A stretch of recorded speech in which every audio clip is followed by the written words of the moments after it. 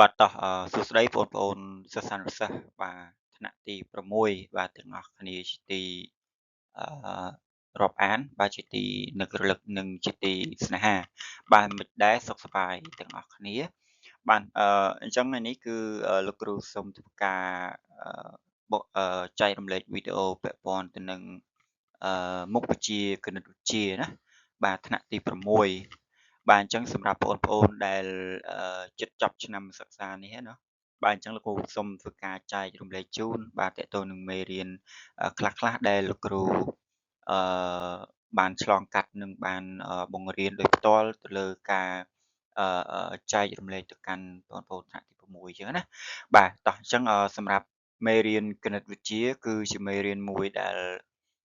បងប្អូនក៏ដូចជាកូនៗសិស្សានុសិស្សថ្នាក់ទី6គឺជួបប្រទះនៅបញ្ហាក្នុងការធ្វើកិច្ចការហ្នឹងបាទជាពិសេសនោះគឺកូនៗដែលគាត់គេហៅថាខ្សោយគ្រឹះខ្សោយក្នុងការចាប់យកមុខវិជ្ជាគណិតវិទ្យាណាបាទប៉ុន្តែសម្រាប់បងប្អូនដែលចូលចិត្តមុខវិជ្ជាលេខចូលចិត្តមុខវិជ្ជាគណិតវិទ្យានេះគឺបងប្អូនឆាប់ចាប់បានទេណាអូខេតោះអញ្ចឹងសម្រាប់ការចែករំលែកមុខវិជ្ជាគណិតវិទ្យានេះគឺលោកគ្រូចែករំលែកតាក់ទងទៅនឹងមេរៀនទី19ណាបាទមេរៀនទី19គឺចំណងជើងប្រមាណវិធីលើរង្វាស់ពេលបាទអញ្ចឹងក្នុងសៀវភៅសិក្សាគោលរបស់យើងគឺនៅទំព័រទី127បាទហើយចំណុចនេះគឺជាការរំលឹកផងដែរបាទអញ្ចឹងអ្វីដែលលោកគ្រូធ្វើវីដេអូនេះគឺជាការចែករំលែកទៅលើមេរៀនដែលយើងបានរៀនហើយទាក់ទងនឹងប្រមាណវិធីលើរង្វាស់ពេលក៏ប៉ុន្តែលោកគ្រូសូមធ្វើការរំលឹកត្រួសជូនឡើងវិញណាទាក់ទងនឹងការធ្វើប្រមាណវិធីតើគេត្រូវធ្វើយ៉ាងដូចម្ដេចណាតោះអញ្ចឹងកុំឲ្យខាតពេលយូរយើងទៅមើលបញ្ញត្តិឬក៏បំរាប់របស់គេថាតើគេឲ្យធ្វើយ៉ាងដូចម្ដេចខ្លះទៅមើលលើប្រមាណវិធីណាតោះអញ្ចឹងទី1គឺក្នុងការធ្វើប្រមាណវិធីបូកឬក៏ដករង្វាស់ពេលណាអញ្ចឹងដើម្បីធ្វើប្រមាណវិធីបូកឬដករង្វាស់ពេលគឺគេត្រូវទី1សរសេរលេខខ្ទង់ម៉ោងនាទីនិងវិនាទីឲ្យត្រូវជួរគ្នាបាទរួចបូកឬដកពីលើចុះក្រោមចាប់ពីស្ដាំទៅឆ្វេងបាទអញ្ចឹងនៅក្នុងន័យនេះគឺដូចជាការបូកដកលេខដូចចំនួនគត់ធម្មតាយើងដែរណាបាទគឺយើងដកដេញចេញពីស្ដាំទៅឆ្វេងដូចគ្នាដែរពីខ្ទង់រាយបើយើងនិយាយពីចំនួនគត់គឺយើងរាប់ពីខ្ទង់រាយដកចំនួនលេខចឹងណាបាទហើយបើសិនជាយើងដកឬក៏បូករង្វាស់ពេលគឺគឺយើងចាប់ផ្ដើមបូកដកពីវិនាទីទៅនាទីនិងម៉ោងណាបាទយើងបន្តទៅទៀតបើសិនឬក៏គេថាបើផលបូកនៅខ្ទង់វិនាទីឬក៏នាទីមានតម្លៃស្មើនឹង60ឬក៏ធំជាងអញ្ចឹងគេត្រូវឲ្យប្ដូរជានាទីឬក៏ម៉ោងរួចបូកនឹងខ្ទង់ឆ្វេងបន្ទាប់ណាបាទអញ្ចឹងមានន័យថាបើសិនជាយើងបូកទៅចំនួនលេខហ្នឹងអឺតម្លៃរបស់វាគឺស្មើនឹង60ឬក៏ធំជាង60មានន័យថាយើងត្រូវយកចំនួន60ហ្នឹងបើសិនជាវាស្ថិតនៅក្នុងវិនាទីគឺយើងត្រូវតម្លើងទៅឲ្យនាទីប៉ុន្តែបើសិនជានាទីវិញគឺយើងត្រូវតម្លើងទៅឲ្យម៉ោងអញ្ចឹងណាបាទចំណុចបន្ទាប់ទៀតគឺអឺ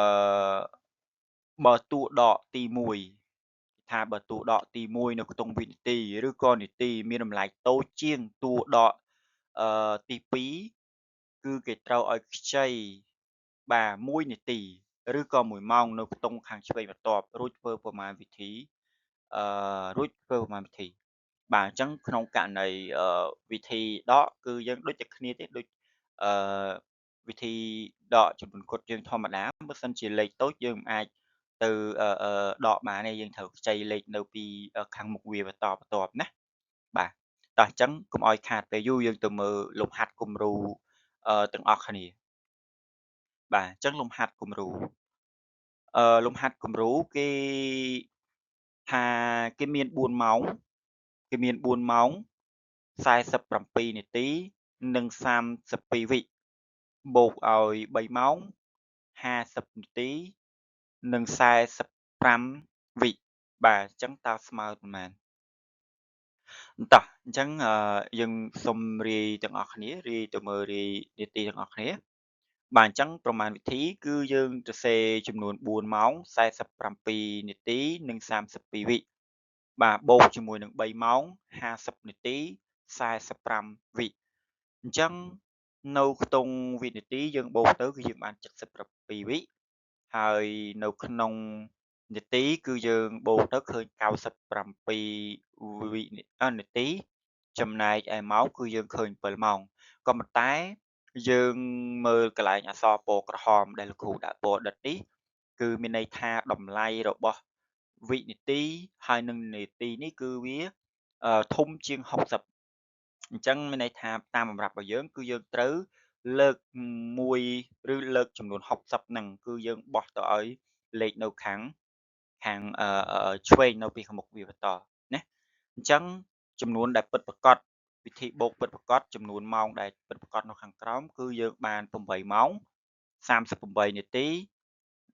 និង17វិណានេះគឺជាចម្លើយនៃលំហាត់ទី1ណាបាទអញ្ចឹងដូចនេះ4ម៉ោង45នាទី32វិបូកឲ្យ3ម៉ោង50នាទី45វិគឺស្មើឲ្យ8ម៉ោង38នាទីនិងអឺ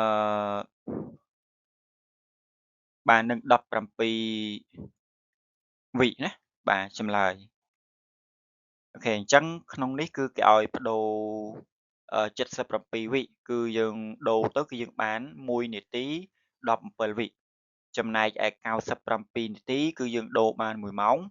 37នាទីបាទណានេះគឺជាលំហាត់គំរូទី1យើងចូលទៅដល់ធ្វើប្រមាណវិធីដកវិញម្ដងអញ្ចឹងវិធីដកលំហាត់គំរូខគេមាន12ម៉ោង10នាទី5វិដកឲ្យ9ម៉ោង45នាទី30វិតើស្មើឲ្យប៉ុន្មានណាតោះអញ្ចឹងក្នុងការធ្វើប្រមាណវិធីយើងសរសេរលេខធម្មតាគឺឲ្យត្រូវតាមខ្ទង់របស់វា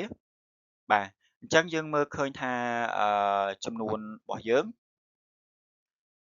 បាទសំទោសដោយសារវាលេខនេះវា load អញ្ចឹងសូមគូសប្លង់សញ្ញាដកចម្លើយអូខេតោះអញ្ចឹងក្នុងការធ្វើប្រមាណវិធី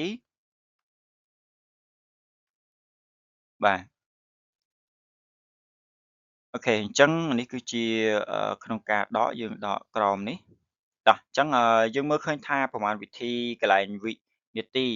5វិនាទីនេះដកឲ្យ30គឺយើងដកអត់បានទេណាអញ្ចឹងតាមសម្រាប់របស់យើងមានន័យថាបើវិនាទីតូចជាងឬក៏នាទីតូចជាងគឺយើងត្រូវខ្ចីចំនួនលេខនឹងបន្តណាបាទតោះអញ្ចឹងបាទអញ្ចឹងយើងត្រូវខ្ចីលេខនឹងពីលេខបន្តបន្ទាប់អញ្ចឹង5នាទី5វិគឺយើងអាចដកឲ្យ30វិបានទេអញ្ចឹងយើងត្រូវខ្ចីពី10នាទីនេះបាទអញ្ចឹង10នាទីវាស្មើនឹង60វិអញ្ចឹង60វិបូកជាមួយនឹង5វិទៀតយើងបាន65ណាអញ្ចឹង65វិយើងដកឲ្យ30វិគឺយើងសល់35ណាបាទចំណែកឯអានេះ10នាទីនេះយើងដកចេញ1នាទីអញ្ចឹងវាសល់9អញ្ចឹង9នាទីយើងអាចទៅដក45បានទេគឺយើងត្រូវខ្ចីខ្ទង់ម៉ោង1ម៉ោងអញ្ចឹងដក1ម៉ោងទៅវាស្មើនឹងតម្លៃ60អញ្ចឹងចំនួន9នេះគឺវាឡើងជា69អញ្ចឹង69ដកឲ្យ45នាទីគឺវាសល់24នាទីបាទចំណែកឯ12ម៉ោងនេះគឺដោយសារគេខ្ចីអស់1ម៉ោងអញ្ចឹងសល់11អញ្ចឹង11ដកឲ្យ9គឺវាសល់2ម៉ោងណាបាទអញ្ចឹងដូចនេះ12ម៉ោង10នាទី5វិដកឲ្យ9ម៉ោង45នាទី30វិគឺស្មើឲ្យ2ម៉ោង24នាទី35វិណាបាទអញ្ចឹងសម្រាប់ការធ្វើវីដេអូចែករំលែកពាក់ព័ន្ធនឹងវិធីបូកនិងដករបស់ពេលគឺឈានមកដល់ទីបញ្ចប់ហើយប៉ុន្តែមុននឹងឈានចូលដល់ទីបញ្ចប់គឺលោកគ្រូមានលំហាត់សម្រាប់ឲ្យបងប្អូនអនុវត្តបាទណាអូខេហើយបើសិនជារកឃើញចម្លើយជួយ comment ពីខាងក្រោមវីដេអូរបស់លោកគ្រូទាំងអស់គ្នាផងបាទអរគុណច្រើនតោះអញ្ចឹងលំហាត់របស់យើងចុងក្រោយគឺចូលគណនាប្រមាណវិធីបូកនិងដករបស់ពេលខាងក្រោមឲ្យបានត្រឹមត្រូវបាទអញ្ចឹងលំហាត់ក គេឲ្យមកប៉ុណ្ណឹងបាទលំហាត់ខគេឲ្យមកប៉ុណ្ណឹងគគេឲ្យមកប៉ុណ្ណេះបាទនឹងខគេឲ្យមក